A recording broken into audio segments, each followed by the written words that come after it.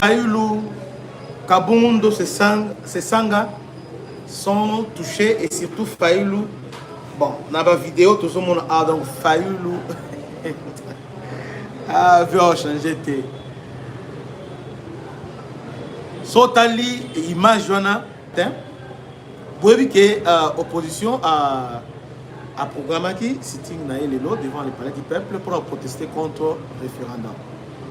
Bien, révision constitutionnelle, changement, il y a constitution.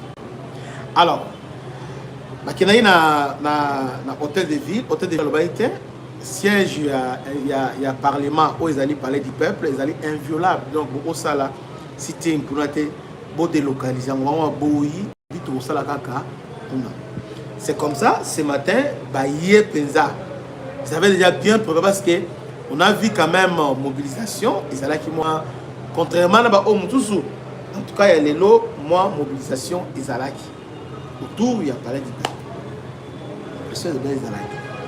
Alors, maintenant, les policiers, encadrer, on peut bien encadrer, comme ils pour se diriger vers. Par le policier à l'habité, kuna beaucoup maté parce que kuna ya siège il y a ni solo ya oté allez faut kaka batika bango ba progresser voilà ndenge bataille bango à l'habité faut batika bango ba progresser c'est comme ça maintenant ba policier ba boye ba ndo bonde on sait ba image oyo ba policier ba zo bonde la bango mais bango à l'habité bango faut kaka alors comme ba policier boye binenge ezala kale maintenant pour disperser bango babandi ba gaz pe babeti ba la sommation alors nani na ba la sommation nande se disperser alors finalement tout le monde a ba vidéo bando circuler automoni Fayulu donc presque hein aux moments comme si moi ma ça c'est juillet alors que ce n'est pas ça. Après vérification, attends, je vous montre l'image. Je cherche cette image-là. Il y a Martin Fayulu. Voilà, l'image est là. Donc, so tali pesa image oyo. Au moins que non ah Fayulu babo mieux bien dengeni. Là, c'est Martin Fayulu.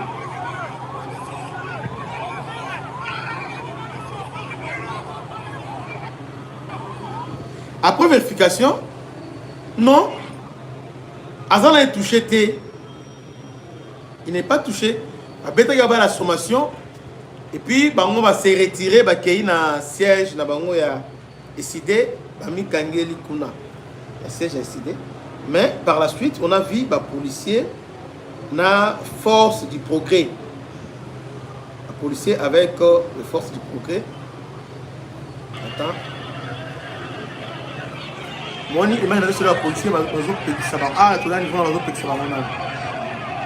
images sont là. Ah, ouais, la police a fait ça. Elle dit, on va traverser qu'on a fait.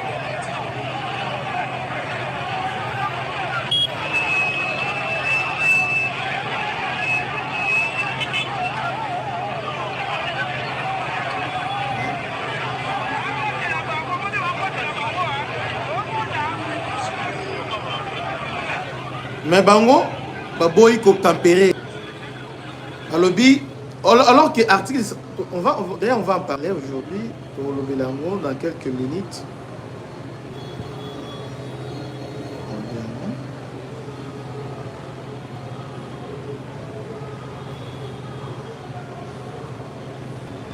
Maintenant, voilà ce qui se passe la minute où.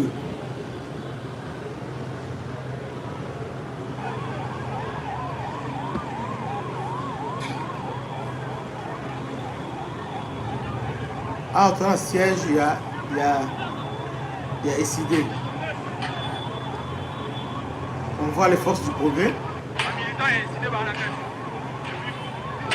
La force du progrès ainsi que la policier, ça c'est grave.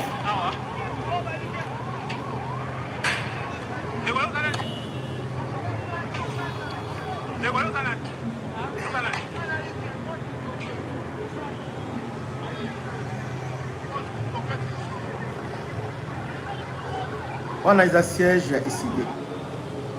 C'est très grave. Donc, image Oyo, il a qui tourne. Alors, je voulais dire quoi? Ce qui se passe aujourd'hui, il fallait qu'ils aient évité. Et aussi, les policiers ont tout fait pour éviter un mot. Alors, comme bloc et opposition, Abando va s'accrocher dans l'incident Moboé. Et finalement, ils ont obtenu incident au Abando parce que là, maintenant, avec Union Solikiwana, ils vont maintenant s'accrocher à ça maintenant pour dire que nous sommes la dictature. Voilà, voilà, voilà. Alors, maintenant, revenons maintenant à un vrai problème. Pourquoi ces gens-là marchent? Pourquoi ces gens-là ont marché pour Nani? Dans le but article 64, il faut que tel nous sommes exercer le pouvoir par la force. Alors que Félix est élu, en plein mandat, il n'exerce pas ce pouvoir par la force. Pourquoi appliquer l'article 64? Alors, si vous voulez maintenant appliquer l'article 64, maintenant, l'article 64, il faut renverser les pouvoirs en place. Maintenant, pouvoir et Kangamaboko et Tigibino pour renverser. C'est ça aussi la logique. C'est ça aussi la logique. Donc, en même temps, kuna na est, kuna ezoyinda. Ezoyinda, chaque jour, ma massacre, ma tuerie. Mais l'opposition, silence. D'ailleurs, hier, na Beni, l'air na Beni, on a encore tué parce que la population était dans la rue, na Beni. Alors, on a étalé Bango Koutou, té. Population à Beni, Beni Oezalaki, fier opposition. Mais là, c'est chaque jour, chaque fois, batuerie et zone. Mais, opposition, on a équipé Bango té. Bango Zande, pouvoir. Bango Zande ne touche pas à ma constitution. Vous voyez, c'est comme ça que la plupart des gens, bien, beaucoup de ces gens, relais, il y a Kagame. Et ils n'ont pas tort en disant ça. Ils n'ont pas tort. Ils n'ont pas tort, papa. Parce que, comment expliquer que nous sommes en pleine guerre? Nous sommes au Béni, au Vira, tout ça. Mais, ils n'ont intérêt à Félix Akende, mandat, tout ça. Donc, le reste ne vous concerne pas. Et aussi, selon ma révélation au Ebélé, bon, reste encore vérifié, Batini Mbongo Ebélé, Mbongo étant 10 millions, Oyo, et il y a qui depuis mercredi, 10 millions de dollars pour mobiliser. Normalement, Kabila lobby, Anobi, Katumbi, tout ça, donc Mbongo, Ebélé, donc, mobilisation Oyo, et souvent ça va faillir, ainsi que Bassesanga, parce que Bazoza, Mbongo, Ebélé, France a contribué, la Belgique dans l'ombre, tout ça, parce que l'Union européenne, la ligne biloko aboye, pour pas retarder accord aux États-Unis. Mais Ekosimba leur plan. Ekosimba biloko ba mouvement citoyen banim, entre-temps, Kabila Katumbi a financé la Simawan. Mais leur plan Ekosimba. Mais c'est que moi je condamne les années. Donc le policier pouvait éviter ça parce que la ville est calme. À part quelques côté isolé, mais la ville est calme. Très calme. C'est-à-dire la population, mouvement la bangoté. Mobilisation, c'est moi une centaine de personnes qui étaient déjà là, au Bazawana, qui ont marché aujourd'hui. Mais une ville de 13 millions. Ville de 13 millions, mais centaines, donc pas même 200 personnes au marché. Mais lorsque vous parlez, le peuple a dit, mais les peuples là, nous représentons une ville, bon, je ne peux pas exagérer, mais bon, disons 11 millions. Ville à 11 millions. Maintenant, vous mobilisez 200 000, pas 200 000, mais 200 personnes. 200 personnes. Donc, Kabound, Fayoulou, Sessanga, tout ce monde-là, Bakatumbi, Kabila, donc vous mobilisez moins de 200 personnes. Entre-temps, la ville est calme, même si c'est normal, tout ça. C'est pour vous dire qu'ils sont des signes d'état. Vous changez de COP. Donc, COP O et baby. Vous changez de COP.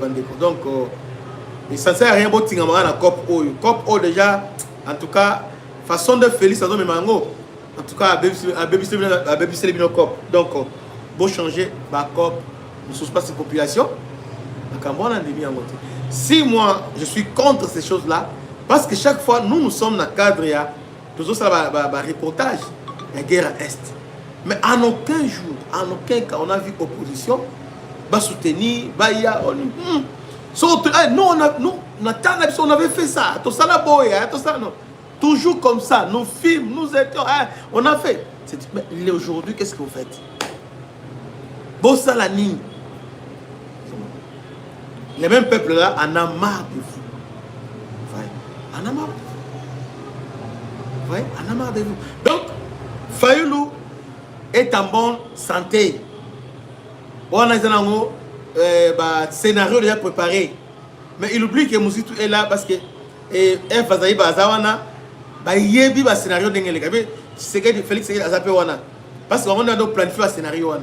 Donc, Fayoulou s'est trompé l'époque. Que Dieu vous bénisse. C'était votre humble serviteur, le bishop Christian. À la prochaine. Ciao. Bana Congo, bino batu bozana besoin ya kutonga bandaku na bino. BM échafaudage, ezopesa bino, planche, shell, sécurité, marzimal et lenda. L'air mutamati, mutakokweya te. Yabiso, ezala ba norme européenne. Yabiso ezala ba chinois te, ya ba indien te, ya ba libanais te. Un bus sera mis à votre disposition. BM échafaudage. Plus de 3500 mètres disponibles. Contact Maman Nangaye. Du nouveau à Kinshasa, place Yassur, les amoko na immeuble Emma, des arabes normes, standard, international, et Goyamba, Batunyoso, en famille, en couple, salon VIP. Et salle à manger, salle de bain confort et magistral et des chambres à coucher, cuisine ya kafou, sécurité ils a assuré, connexion internet illimitée, Facebook, TikTok, WhatsApp et à Ophélie, groupe électrogène 24h/24h. Courant et Kindakate, na immeuble Emma. Notre adresse dans la commune de Kalamou, quartier Yolosi, avenue Balinga, numéro 9. Soyez les bienvenus, immeuble Emma.